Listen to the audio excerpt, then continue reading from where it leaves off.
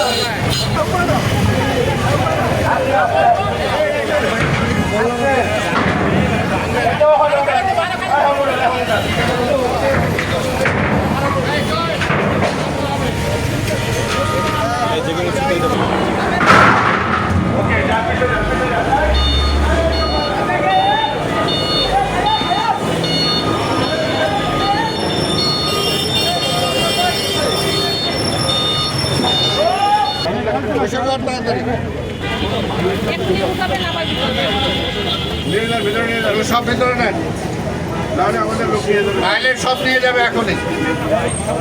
আপনার টাকা আছেন কেন? লেবারকে বলেন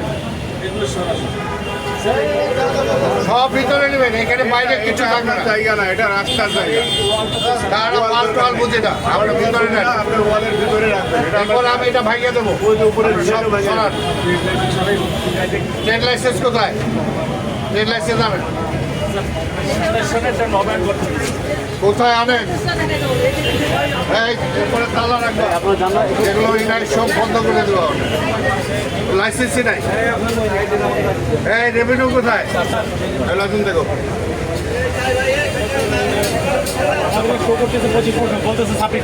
এটা তো 25 পর্যন্ত করা। কোথায় সেটা? কোথায় দেখাইতে হবে? নবান্নে পাঠাইছি বললে হবে।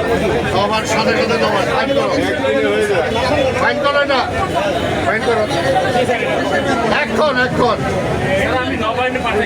রিসিপ্ট কোথায় তোমাদের? আপনার রিসিপ্ট কিছু জানেন নেই? কোথায়? কে আপনার লোক? কই তাদের ফাইন করে লাইসেন্স নাই। 1 সপ্তাহ সময় নিয়ে যান, লাইসেন্স যদি না আনে বন্ধ করে দেন, তালা দিয়ে।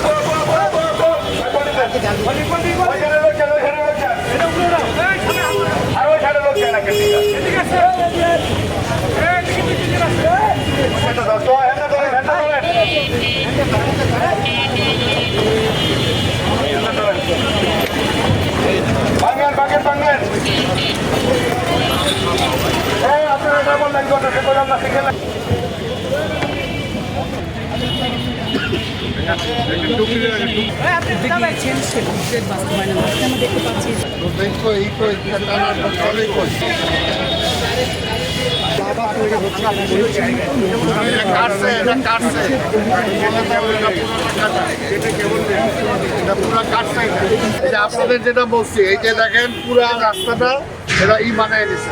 এটাকে আমি সিটি কর্পোরেশন পারমিশন দিচ্ছি। এগুলো তো বলছি বের করার জন্য, এগুলো বের করার জন্য তাদের বলতেছি। ও তো নিজে এখানে আবার বলে আমি ফুটপাত বাঁচানোর জন্য। ফুটপাত বাঁচাইছে, ফুটপাতটা ধ্বংস করছেন আপনি। ওরা নিয়ে আপনার সীমানা থেকে আপনার পুরো ভাগে ফুটপাতটা তো রাস্তার সাথে র্যাম্প করবেন না। ফুটপাত ভাঙছেন আপনি। ওইটা এগুলো সব এগুলো রাস্তা কারা যে করছে, কারা রাস্তা ক্রস করছে, কারা ফুটপাত ক্রস করছে, সব মামলা হবে। অবৈধ দখল করছে, অবৈধ দখলদারের যে মামলা হয় আপনার সেই মামলা হবে। এই জায়গাটুকুর মধ্যে আপনারা দেখতে পেলেন যে কত দায়িত্বহীনতা। এর জন্য আমরা বলি যে সিটি কর্পোরেশনের একার পথে কোনোভাবেই ঢাকা শহরকে পরিচ্ছন্ন রাখা সম্ভব হবে না যদি জনগণ সহযোগিতা না করে। এই জন্য আমরা তাদেরকে চাই। আর এখন আমরা যেখানে বসে আপনাদের সাথে কথা বলছি, এখানে ঢুকতে যে আমাদের 15-20 মিনিট দেরি হয়েছে। আপনারা দেখছেন যে মিডিয়া এখানে আছে, তারপর এখানে কোনো কর্তব্যরত কেউ নাই। এখানে একজন পাওয়া গেছে। কি তুমি? সাইট ইঞ্জিনিয়ার এখানে আছে। কি নাম তোমার? হ্যাঁ, সাব্বির হোসেন। তার উপস্থিতি আপনারা দেখলেন যে নিচে আমরা বারবার বলছি যে আন্ডার কনস্ট্রাকশন যে সমস্ত বিল্ডিং আছে সেখানে যাতে 3 দিনের বেশি পানি জমে না থাকে। পানি জমে থাকলে সেখানে মশার লার্ভা হয়, সেখান থেকে মশা উৎপাদন হয়। কিন্তু আমরা বলার পরও তাদের কোনো হেতায়েত নাই। এটা এর আগে কবে নোটিশ করে গেছেন? গত সপ্তাহে এই বিল্ডিংয়ে নোটিশ করা হয়েছে, তাদেরকে জানানো হয়েছে, ওয়ার্নিং দেওয়া হয়েছে, কিন্তু তারপর তাদের কেয়ারলেস। অর্থাৎ আইন তাদের কিছু ছুঁতে পারবে না, এমন একটা অবস্থা। এইভাবে হইলে তো হবে না।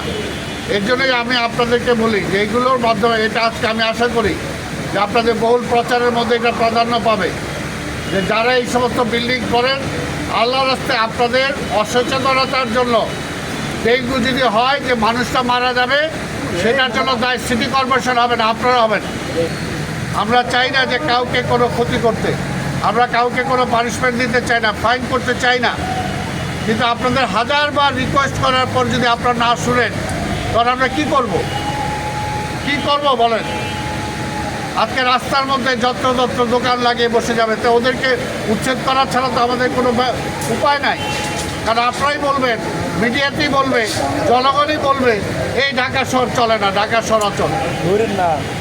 তাহলে অচল যাদের কারণে তাদেরকে বুঝতে হবে আমরা আছি।